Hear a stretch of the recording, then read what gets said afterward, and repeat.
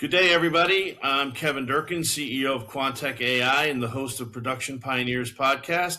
Today, I'm joined with Romeo Belisle, president of Dan-Kar Corporation. Romeo leads a nearly 50-year-old precision plastics fabrication company serving biomedical, laboratory, and semiconductor markets, manufacturing everything from micro-tolerance components to proprietary lab products used across a research institution. He also has a metals division recently. We'll speak about that. Under his leadership, Dan-Kar expanded into precision metals through acquisition, creating a unique plastics plus metals capability in New England's manufacturing ecosystem. Romeo, welcome aboard. Thanks for joining us. Hey, you're welcome. Thank you. So Romeo, Dan-Kar, and I'm sorry about your last name, the Belisle. That's a beautiful last name. I love that. Romeo, Dan-Kar was founded in 1976, almost 5 decades ago.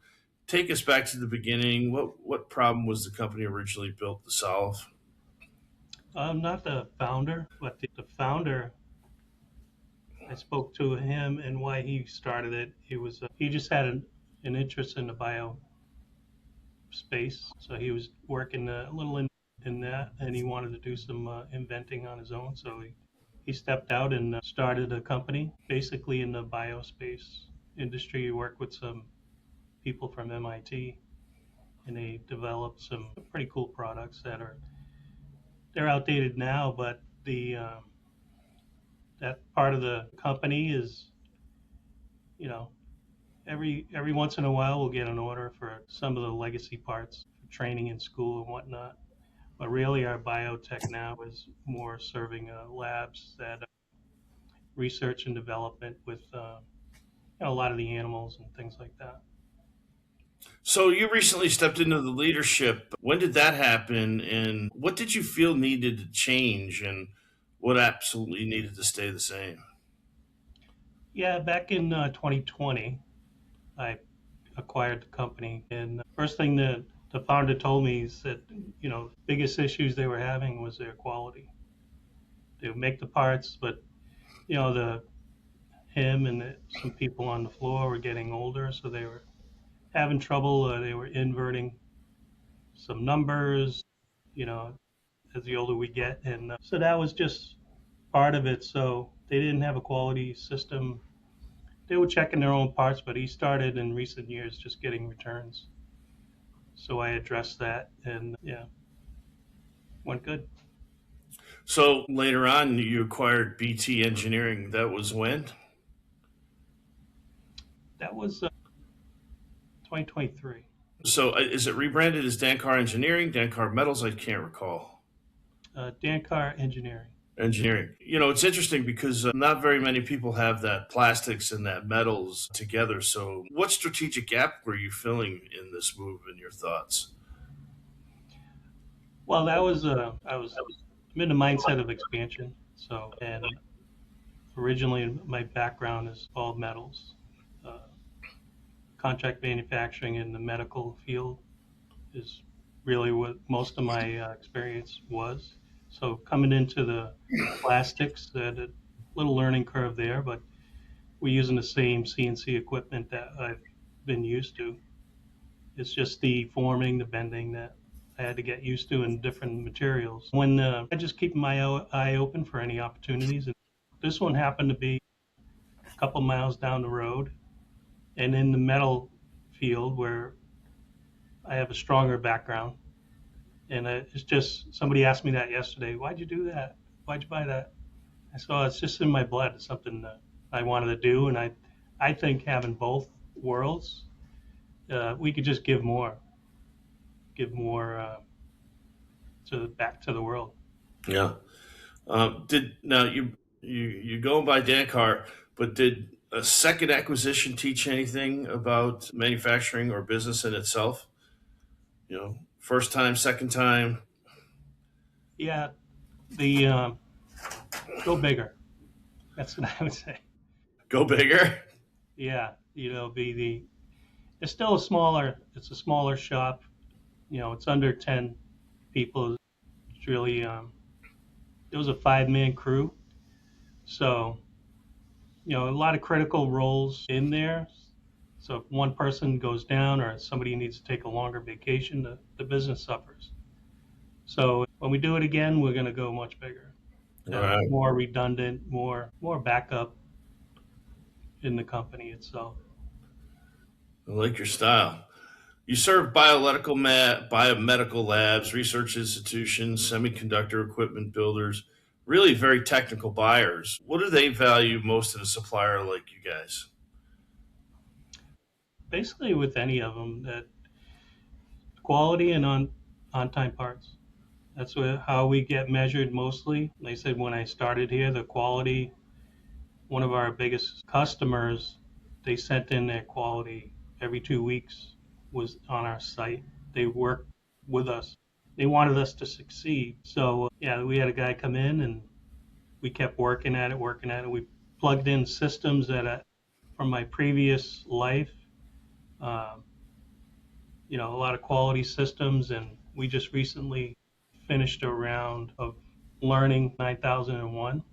So this year, the goal is to get certified with that. We had a consultant come in for the past couple of years and working with us.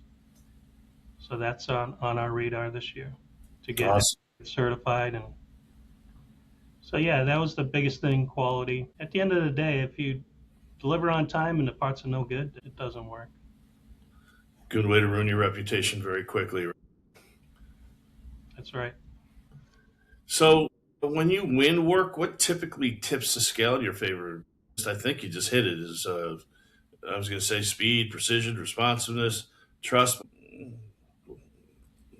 Your thoughts? Well, being responsive, even if good, bad, or indifferent, we really try to let our buyers know what's going on. And I get feedback too. Like I've learned that the hard way too. Hey, let me know what's going on. I don't, it is what it is. They're on their end. You got bad news. You got to let them know. Yeah. I'm going to switch gears a little bit. You bought two companies within a year and a half of each other, really coming out of the COVID stuff. Am I right? Or right through the COVID stuff? So you've Yeah. dealt with some headwinds, I would say. So every manufacturer I talk to says labor is their number one issue. What's your experience been over the past few years and that? Yeah, basically, we hire on attitude. We train for success. So if you got a person, don't hire them quickly. I would say do multiple interviews. And basically, if anybody doesn't know what's going on out there, your first interview there on the phone is basically seeing if that person can put a sentence together or whatnot. And you have to actually pass through the gatekeeper. So it answers the phone and talks to you.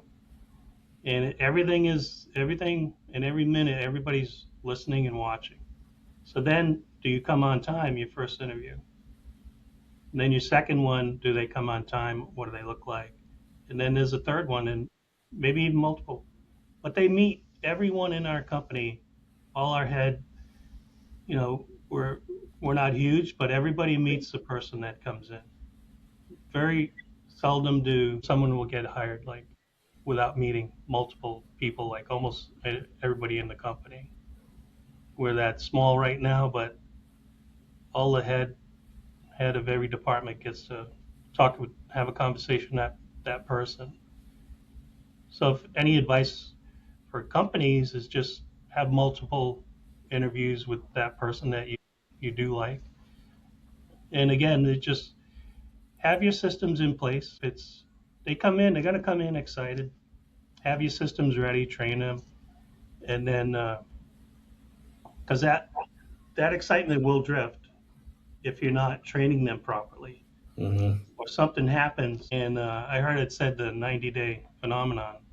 90 days in, if they're not excited, then it's something that they didn't expect is going on. Either they didn't expect the products. They don't believe in your product. They don't believe in the work you're doing. They don't believe in how your shop is or your company is structured. So you got to stay real close to that person and train. And it's an expectation That's why a long meeting up front with most people if you can, and then it's not a guarantee either. We've recently had high expectations for somebody, and then there was that drift but it was something that they loved the company, they wanted to stay, but something was going on in their life that we're support people 100%. Sometimes it just doesn't work out, but we have a good retention for our size, which we have to be. So I would imagine this next question is a little bit loaded in that how long does it truly take to train a skilled machinist in plastic and or CNC? I mean, I'm sure it's a lifetime of learning, but really to get them up to speed from nothing. It's I heard a book, 10,000 hours, and that is for anybody going into a new career or new shop. It'll take you a while just to find out where the end mills are. Just to navigate that. But in 10,000 hours, you break it down, that's 5 years, 40 hours a week. And it's never that much difference. So if you have an opportunity to go in and work extra hours, that's just experience that you're getting. So that, and then they can take that on to their next place. That I like training people. I brought people in that didn't know anything really, and they had their own skills, but you train them up, and then and they're going to move on. Most people move on to the next step, but I always tell them, go make us proud. And a lot of times they come back around. Treat them like alumni, I always say. Yeah. Yeah. So what's harder right now? Is it finding talent, training talent, or keeping talent? Um, if you're looking you got to go with the expectation that you're going to find somebody. It's going to work out. You're going to find who you're looking for. If a lot of the shops, if they say it's hard to find someone, then it's going to be hard to find someone. That's what I truly believe. And you're going to catch, it's going to be somebody, they're in transition, or you're going to have to try and steal somebody, and then you're going to overpay anyway, or a new person.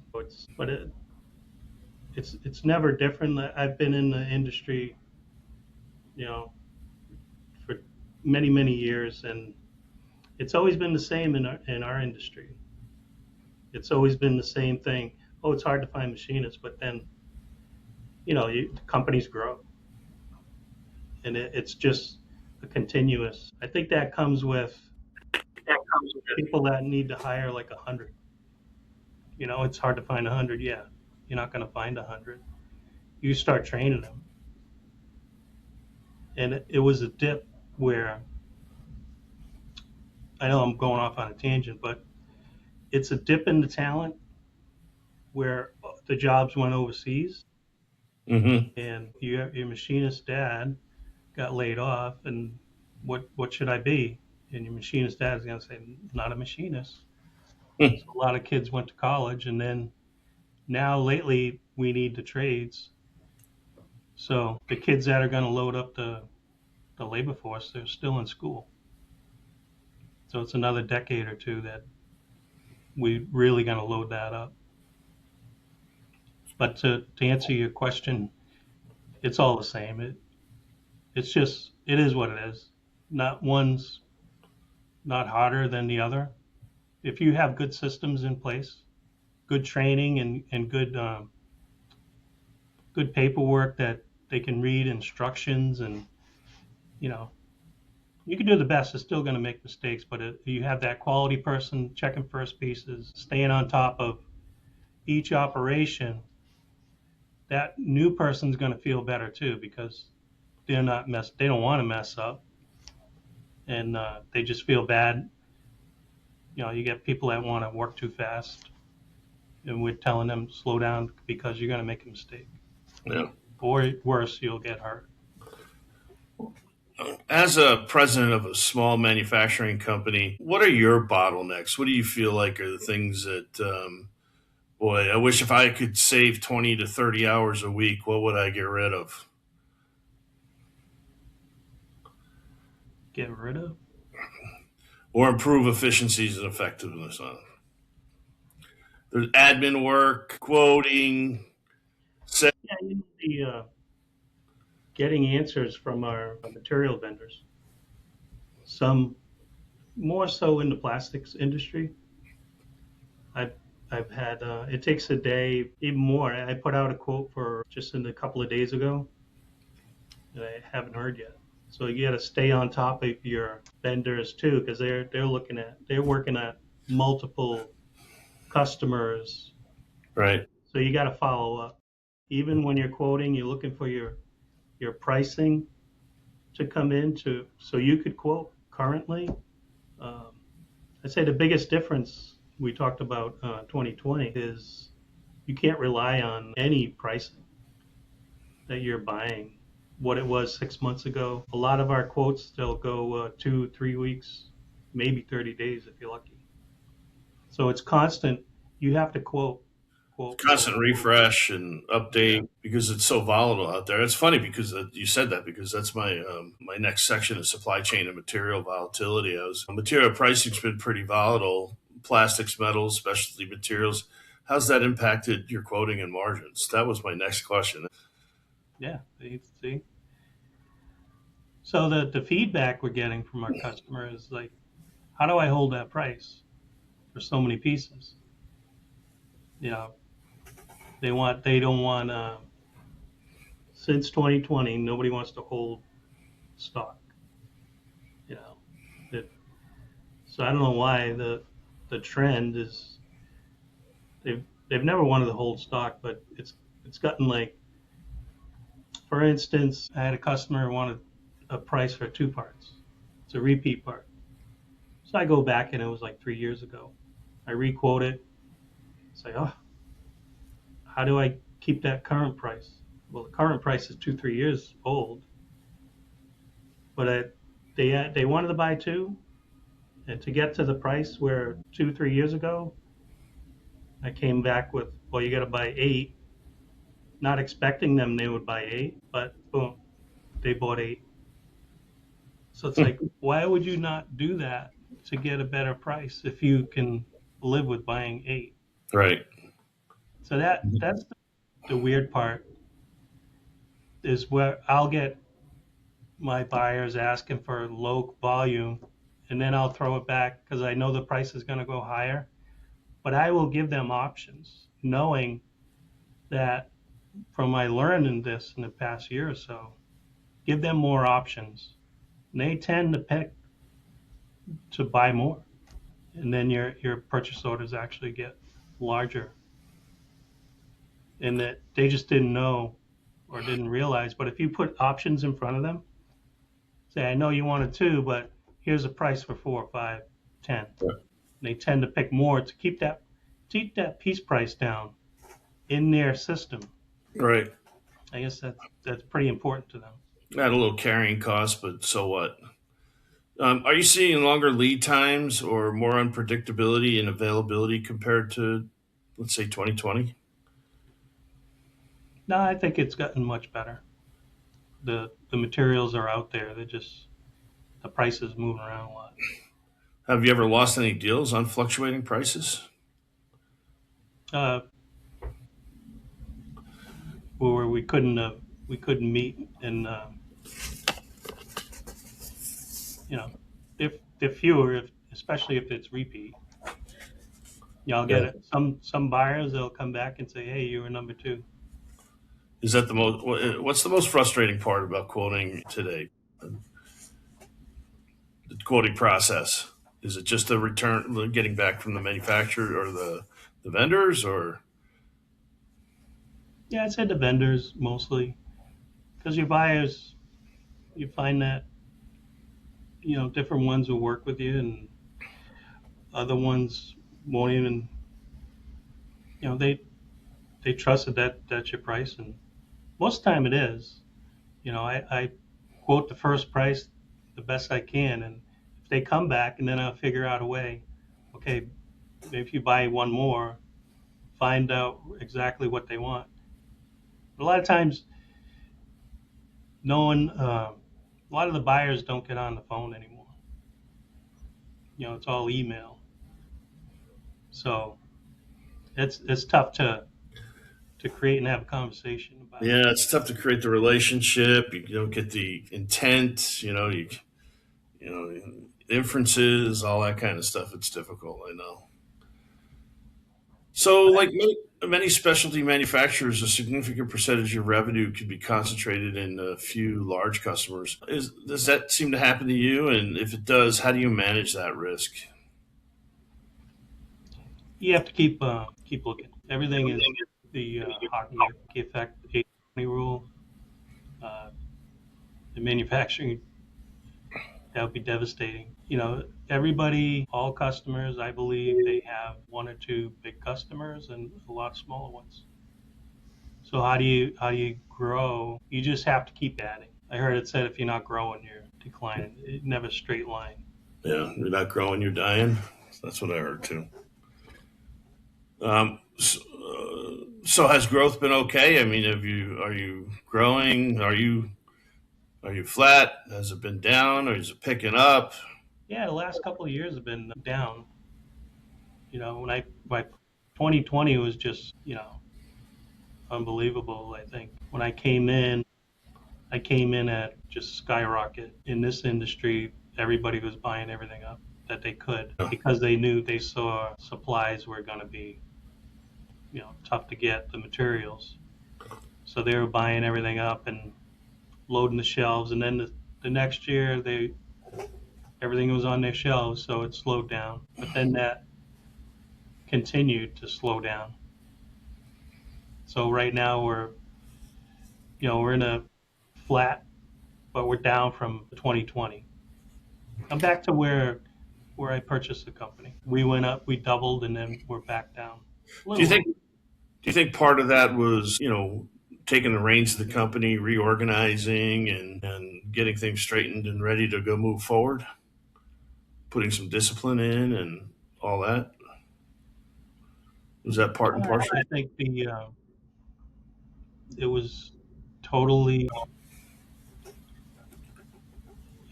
the customers were already in place, and they would just So it was market driven. yeah, it was market driven.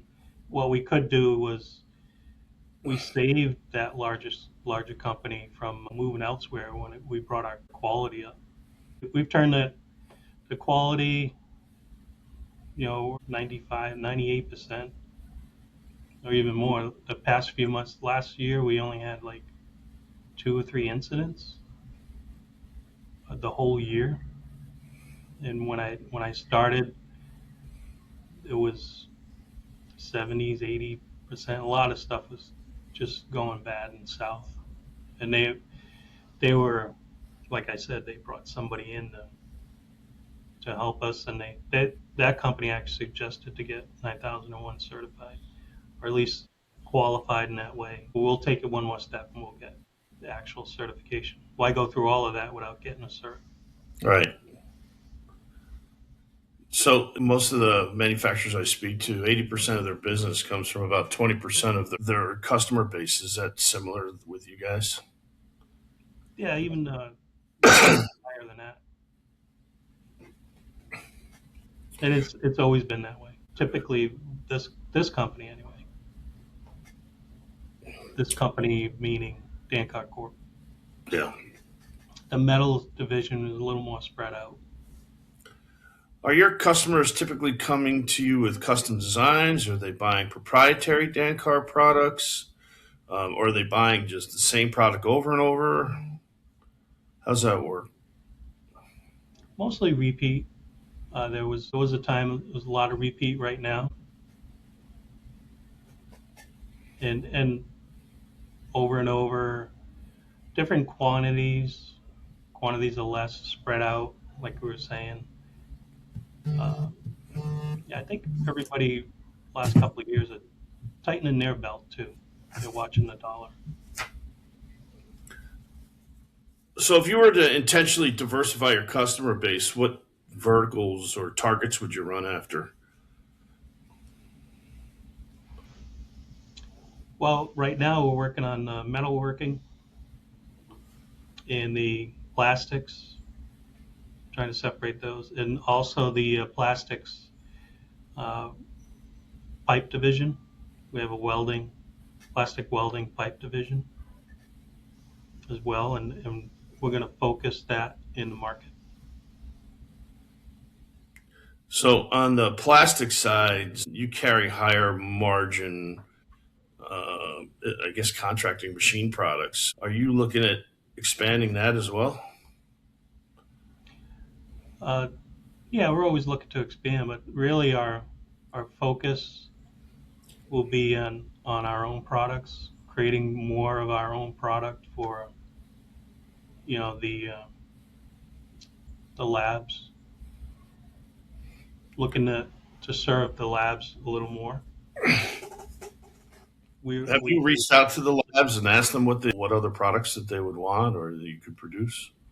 we started actually the last couple of months reaching out, and they actually we had a new product last year. We changed up. They asked to modify one of our products, and we did one prototype, and turned out to have they ordered 10 pieces, and there was another request to.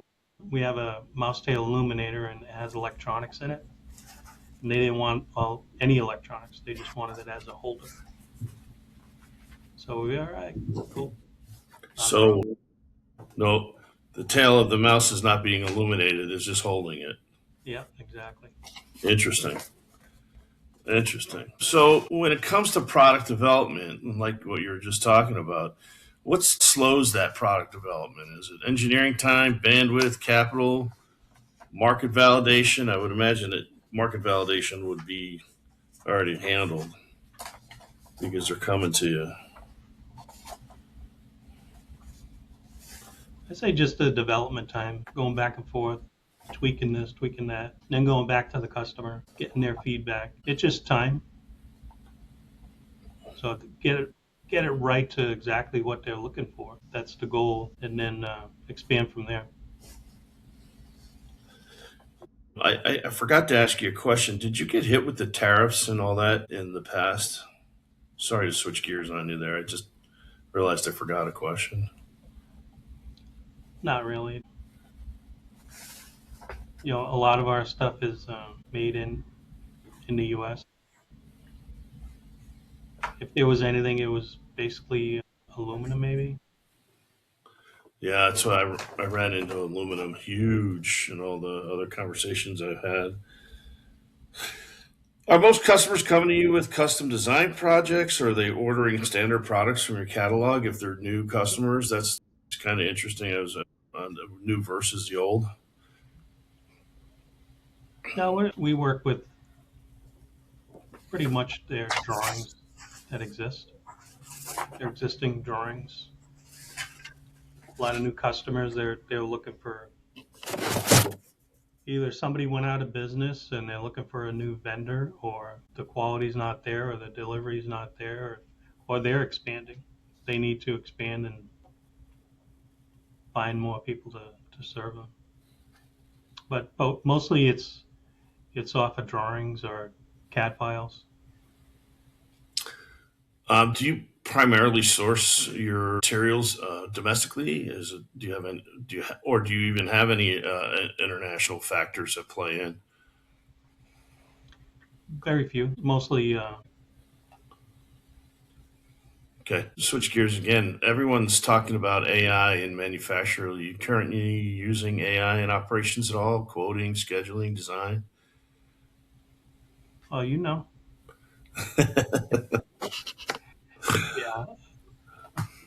yeah. Our advertising currently is the company we're using is using AI. I hear in a combination of their talent. Are you big in writing with ChatGPT or Claude or Perplexity and that kind of thing too? Yeah, my strong point is not writing, so I use it. It's a great thing for me. And then I'll throw in, it's a good starter, put it together, and then I'll put my own spin on it if I don't like it. Okay. Getting down there on time. So, looking ahead 5 years, what's success look like for Dan-Kar? The growth we may combine both companies into one building. I would envision that. Just growth, serving more, having our divisions, but in under one roof. We could have our own product, keep servicing our customers as well in metal and plastics division. So, do you see yourself eventually stepping fully into the CEO role only? Because you're pretty hands on, am I right? Yeah. Right now, I basically, a lot of my day is quoting. We talked about that in the past too. And AI is going to help out, you know, Yeah, get some more time. yeah. What advice would you give other manufacturing leaders navigating labor shortages, supply chain, tariffs, rapid tech change moving into 26? We've got a fair amount of volatility out there, but yet some of that stuff is starting to flatten. What would you give some advice to the leaders? As far as what again? Navigating, I guess the best way is navigating choppy waters. Because you've certainly done that. I mean, you came out of 2020 and you've definitely handled buying two companies and handling quite a bit of adversity. Yeah, we continue to do that too. You know, it takes patience and I go into it as learning. I'm giving to the next generation. If you're not teaching somebody how to do what you're doing right now, you have a job. So every chance I get teaching someone, because if I continue to do something that I already know how to do, that's I'm the bottleneck at that point. So Well, it's word is you're a good boss, so that's what's nice that? to hear.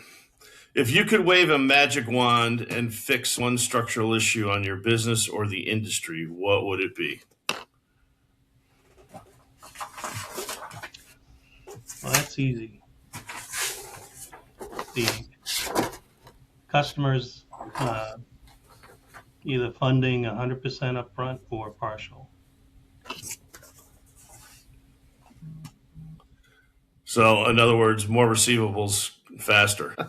Well, when the people put an order in, prepay, money down, so the machine shops can have the funds available to purchase the material that they're going to ultimately go back to the customer. A partial, yeah. Right. Yeah. Yeah, there's a lot of companies they'll go, 60, 90 out there and really make people hang on. And I think that's just terrible. So, and I know nobody likes it. So, all right, we're getting down to it. We're about 35 minutes. I want to say thank you to you.